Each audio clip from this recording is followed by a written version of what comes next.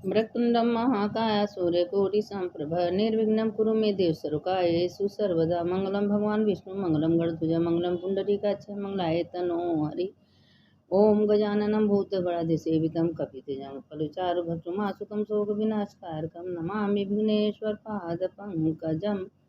देखिए कल पुत्रदा एकादशी है, तो आज हम आप लोग को एकादशी का कथा भेज रहे हैं। कल आप लोग सुन लीजिएगा। एकादशी का कथा कहानी सुनने का इतना बड़ा महत्व होता है, 7 जन्म का पाप तत्काल नष्ट हो जाता है। हम तो पहले इसे बता देते हैं कि कथा पुराण का तो बहुत बड़ा महत्व। कोई भी व्रत करिए, पूजा करिए, जब तक कोई व्रत का कथा आप नहीं सुनेगी उसका कोई पुण्य आपको मिलने वाला नहीं है। इसीलिए देखिए 7 जन्म के पितर भी तृप्त होते हैं, 7 जन्म के पाप भी नष्ट होते हैं। उस दिन एकादशी के दिन चावल है, साबूदाना कभी नहीं खाना चाहिए, भूल के नहीं खाना चाहिए। उस दिन दान पुण्य करना चाहिए, गंगा स्नान करना चाहिए। नहीं गंगा है तो गंगा जल डाल के स्नान करिए। ओम गंगे च यमुने च गोदावरी सरस्वती नर्मदे सिंधु कावेरी जले अस्मिन् सन्निधिं। पूरे मंत्र नहीं आ रहा है तो हर हर गंगे कर लीजिए, हर हर नर्मदे कर लीजिए, लेकिन करिए और गंगा में स्नान करिए। न कोई मंत्र आता है तो राम रामेति रामेति रमे रामे मनोरमे सहस्रनाम तत्तुल्यम राम नाम वरानने, 11 बार 21 बार बोल लीजिए। क्योंकि देखिए एकादशी का महत्व अपने लिए तो भी है, पूरे परिवार के लिए है, पूरे खानदान के लिए, पितर के भी लिए है। इसलिए एकादशी का व्रत सबको करना चाहिए। मत सोचिए कि उम्र है कि नहीं है। 8 साल के उम्र से एक लड़की व्रत की थी। ये 8 साल की उम्र से व्रत करना, एक एकादशी का नियम से अगर कोई व्रत कर 10वीं के दिन देखिए, एक टाइम दोपहर को भोजन कर लीजिए, रात को फल दूध ले लीजिए, अन्न मत ले लीजिए। नहीं माना है तो स्वाद की विचार से अन्न लीजिए, लेकिन हाँ एकादशी का व्रत करिए और सबको करना चाहिए। अगर एकादशी का व्रत कर रही हैं, उम्र का कोई भरोसा नहीं है, आज हम हैं कल नहीं है। आज हम बोल रहे हैं कब मेरा सांस बंद हो जाए, तो मेरा एकादशी का व्रत जो है वही मेरे साथ जाएगा। अगर जो एकादशी का व्रत करता है उसको विष्णु लक्ष्मी नारायण सोने का विमान लेके आते हैं और अपने गोद में बैठा के अपने लोक में ले जाते हैं। इतनी बड़ी एकादशी का महत्व है। और कथा सुनने का तो वाजपेयी अश्वमेध यज्ञ का फल मिलता है। इसीलिए बार बार कहते हैं कि देखिए कथा पुराण जरा सा व्यर्थ नहीं। जब बुरे कर्म का फल आपको मिलेगा तो अच्छे कर्म का भी फल मिलेगा। आप अगर मंदिर जा रही हैं, सत्संग कर रही हैं, कथा कर रही हैं, कथा सुना रही हैं, भेज, तो उसका भी पुण्य मिलता है। तो 26 एकादशी का तो लोग कथा रोज कह नहीं पाएंगे, तो 26 एकादशी का नाम जरूर लेना चाहिए, हर एकादशी का। तो पहले 26 एकादशी का नाम आप सुन लीजिए, उसके बाद कल पुत्रदा एकादशी है, उसका कथा हम आपको सुनाते हैं। कि देखिए जीवन में पुत्र होना भी बहुत ज़रूरी है, क्योंकि कोशिश तो करना चाहिए कि भगवान एक पुत्र दे दे, और नहीं दे तो भगवान के हाथ है। नहीं पुत्र दे तो 1-2 पेड़ लगा के उसको सींचिए, पुत्र जैसा ही फल मिलता है। तो अब सुनिए नाम। अगहन मास में उत्पन्ना एकादशी मोक्षदा एकादशी, पौष मास में सफला एकादशी पुत्रदा एकादशी, माघ मास में सर्तिला एकादशी जया एकादशी, फागुन मास में विजया एकादशी आमलिकी एकादशी, चैत मास में पाप मोचनी एकादशी कामदा एकादशी, वैशाख मास में बरुथनी एकादशी मोहिनी एकादशी, जेठ मास में अपरा एकादशी निर्जला एकादशी, आषाढ़ मास में योगिनी एकादशी पद्मा एकादशी, चातुर्मास में श्रावण मास में कामिका एकादशी पुत्रदा एकादशी, भाद्र मास में अजा एकादशी परिवर्तनी एकादशी, अश्विन मास में इंदिरा एकादशी पापाकुशा एकादशी, कार्तिक मास में रमा एकादशी हरि प्रबोधिनी एकादशी, पुरुषोत्तम मास में पद्मिनी एकादशी हरिबल्वा एकादशी। ये सब 26 एकादशी का नाम है। तो ये एकादशी का नाम देखिए, कल एकादशी है। अब पारण के लिए है अपन 5:30 6 से 8 बजे के अंदर कल दूध का पारण है। कच्चा दूध रख लीजिए अथवा तुलसी दल डाल दीजिए और उसको पारण कर लीजिए। दूधे से पारण करना है। अब पुत्रदा एकादशी का कथा आप लोग सुन लीजिए। श्रावण मास के शुक्ल पक्ष की एकादशी को पुत्रदा एकादशी कहते हैं। एकादशी कहा जाता है। इस दिन भगवान जनार्दन की श्रद्धा पूर्वक पूजा की जाती है। भक्ति पूर्वक इस व्रत को करने से सभी कामनाओं की पूर्ति होती है और संतान की प्राप्ति होती है।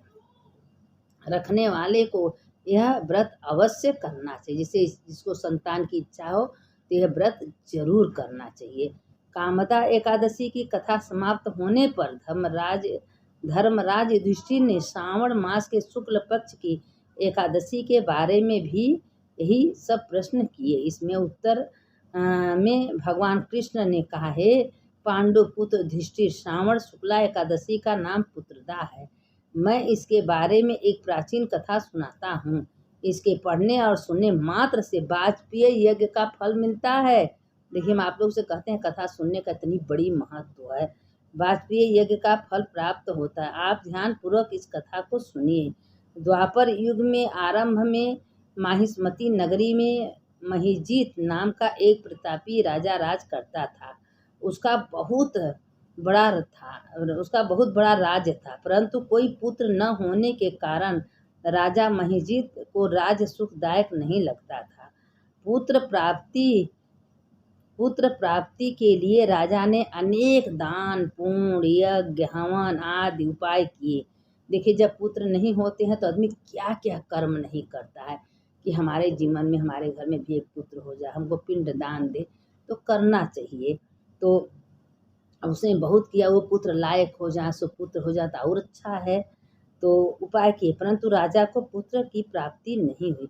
वृद्धावस्था आती हुई देख राजा अपनी प्रजा के प्रतिनिधियों और विद्वान ब्राह्मणों को बुलाकर कहने लगा, हे प्रजाजनों, मैंने इस जन्म में तो कोई पाप नहीं किया। मेरे खजाने में अन्याय से उपार्जन किया हुआ धन नहीं है और न ही मैंने कभी किसी को दुख दिया है।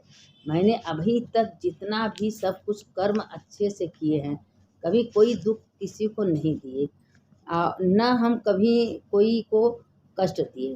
देव मंदिर सदगृहों अथवा ब्राह्मणों का धन नहीं छीना।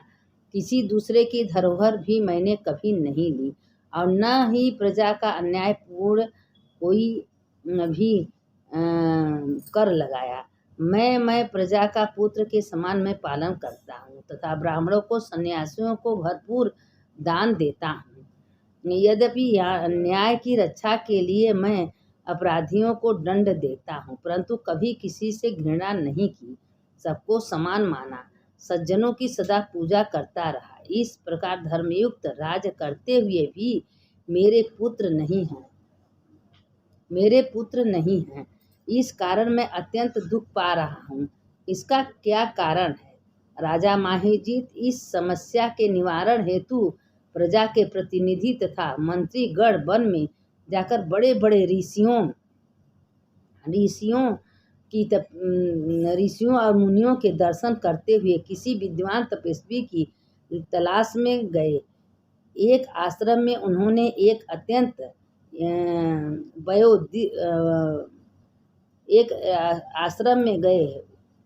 वयोवृद्ध धर्म के ज्ञाता बड़े तपस्वी परमात्मा में मन लगाए हुए निराहार जितेंद्रिय जितात्मा जित क्रोधा सनातन धर्म के गृढ़ तत्वों को जानने वाले समस्त शास्त्रों के ज्ञाता महात्मा लोमस मुनि को देखा। एक कल्प के व्यतीत होने पर एक रोम गिरता था। लोमस ऋषि का इतनी अधिक आयु थी, सबने जाकर लोमस ऋषि को प्रणाम किया। राजा उनके पास गए। लोमस ऋषि में इतनी ज़्यादा आयु थी, लेकिन उनको देख के प्रणाम किए और उनके सामने बैठ गए। उन्होंने देखकर ऋषियों ने पूछा कि आप लोग किस कारण से यहाँ आए हो, आप मुझे अपनी समस्या बताइए। निसंदेह मैं आप लोगों का हित करूँगा। लोमस ऋषि के ऐसे वचन सुनकर सब लोग बोले, हे महर्षि, यदि आप हमारी बात जानने में ब्रह्मा से भी अधिक समर्थ हैं तो मगर फिर भी हम अपनी व्यथा कहते हैं। महिष्मतीपुरी का धर्मात्मा राजा महिजीत प्रजा का पुत्र के समान पालन करता है, परंतु फिर भी वह पुत्रहीन है। हम लोग उसकी प्रजा हैं। अपने राजा के दुख से हम भी दुखी हैं। हमको पूर्ण विश्वास है कि आपके दर्शन से हमारा यह संकट अवश्य दूर हो जाएगा, क्योंकि महान पुरुषों के दर्शन मात्र से अनेक कष्ट दूर हो जाते हैं। मैं आप कृपा करके राजा के पुत्र होने का उपाय बताइए। यह वार्ता सुनकर ऋषि लोमस ने थोड़ी देर के लिए अपने नेत्र बंद किए और राजा के पिछले जन्म का वृत्तांत ज्ञात कर लिया। लोमस ऋषि ने स्नेह सहित वाणी से कहा, हे महामुनि भावों, आपका राजा पूर्व जन्म में एक निर्धन वैश्य था। निर्धन होने के कारण इसके अनेक बुरे कर्म किए। वह एक गांव से दूसरे गांव में व्यापार करने के लिए जाया करता था। एक समय जेठ मास में शुक्ल पक्ष की द्वादशी के दिन मध्याह्न काल के समय, जबकि वह 2 दिन तक भूखा प्यासा एक जलाशय पर जल पीने गया, उस स्थान पर एक तत्काल ब्याई गौ जल पी रही थी। राजा ने उसी प्यासी गौ को जल पीते से हटा दिया और स्वयं जल पीने लगा। उसी पाप के कारण राजा को निपुत्र होने का दुख सहना पड़ता है। एकादशी के दिन भूखा, देखिए, किसी को कष्ट देने से उसका फल अपने आप मिलता है। तो रहने से वह राजा बना और प्यासी गौ को, खाली राजा व्रत था, दान पुण्य कुछ नहीं किया था, और अगले जन्म में सेठ था, लेकिन वो गाय को पानी नहीं पीने दिया। देखिए, पानी पिलाने को गाँव गोरू को कितना पूरे होता है। रहने से वह राजा बना और प्यासी गौ को जल पीते से हटाने के कारण पुत्रहीन का दुख भोग रहा है। जब लोगों ने कहा, हे मुनिश्रेष्ठ, राजा के इस पाप के निवारण का कोई उपाय तो होगा, अतः राजा का यह पाप नष्ट हो, आप ऐसा कोई उपाय बताने की कृपा करें। लोमस मुनि ने उत्तर दिया, श्रावण मास के शुक्ल पक्ष की एकादशी को पवित्रा एकादशी का व्रत और रात्रि जागरण करे तो पूर्व जन्म का यह पाप नष्ट होकर राजा को अवश्य ही पुत्र की प्राप्ति होगी। इतना बड़ा एकादशी का महत्व है कि अगर एकादशी का व्रत करे तो दान पुण्य कर तो उनको पुत्र भी होगा, वे अवश्य पुत्र की प्राप्ति होगी। लोमस ऋषि ने उपाय जानने के बाद सभी व्यक्ति नगर को वापस लौट आए। जब श्रावण शुक्ला एकादशी आई तो सबने मिलकर ऋषि के आज्ञानुसार राजा सहित पुत्रदा एकादशी का व्रत और जागरण किया। इसके पश्चात द्वादशी के दिन उसके पुण्य का फल राजा को दे दिया गया। उस पुण्य के प्रभाव से रानी के गर्भ धारण लिया और प्रसव काल में समाप्त होने पर उसने एक बड़ा तेजस्वी पुत्र उत्पन्न हुआ।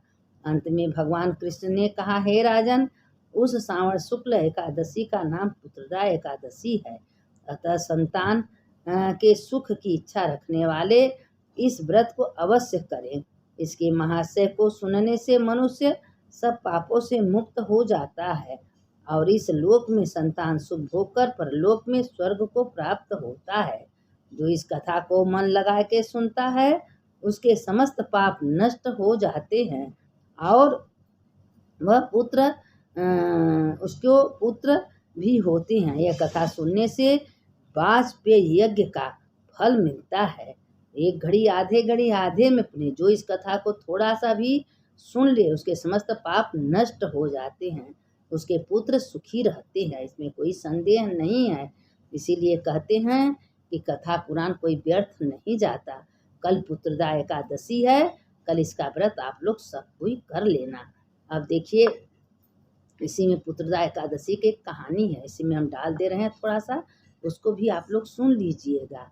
मंगलम भगवान विष्णु मंगलम गरुड़ध्वजा मंगलम पुंडरीकाक्ष मंगलाय तनों हरि। सुनिए कि एक गांव में एक छोटी सी लड़की थी, मतलब शादीशुदा हो गया था, उसको एक लड़का था 5 साल का, लेकिन वो जीवन भर एकादशी का व्रत की थी, जीवन भर एकादशी। उसके दरवाजे पे एक भिखारी आता था, तो वो कहते हैं ना कि जैसा करनी वैसा भरनी, जैसा आप लोग कर्म करेंगे वैसा फल भगवान आपको देंगे। तो वो भिखारी क्या करता था कि रोज आता था रोटी मांगने, तो 2 रोटी रोज देती थी। एक दिन उसके मन में पाप आ गया कि आज इसको 2 रोटी देंगे, उसको जहर लगा के दे देंगे ताकि खा लेगा। अब उसके दिमाग में यह बात आ गया, बताइए, एकादशी का व्रत करती थी, मन में पाप आ गया। तो अब सोचा, लेकिन अब एकादशी का व्रत कर रही थी तो भगवान पाप तो करने नहीं देंगे। भगवान उसको बुद्धि दिए कि देखो जैसा करनी करोगे वैसा फल मिलेगा। वो भी कहता था कि इस एक हाथ से करोगे दूसरा हाथ से वापस आएगा। तो उसके दिमाग में आ गया कि नहीं, वो मेरा क्या बिगाड़ रहा है भिखारी, उसको क्यों हम जहर का रोटी दें, वो खा लेगा मर जाएगा तो पाप दोष मेरे को लगेगा। वह दोनों रोटी क्या की कि अग्नि पर रख के जला दी और उसने खूब बढ़िया 2 रोटी बनाई और उस पर घी लगाई, नमक ला उसको दे दी।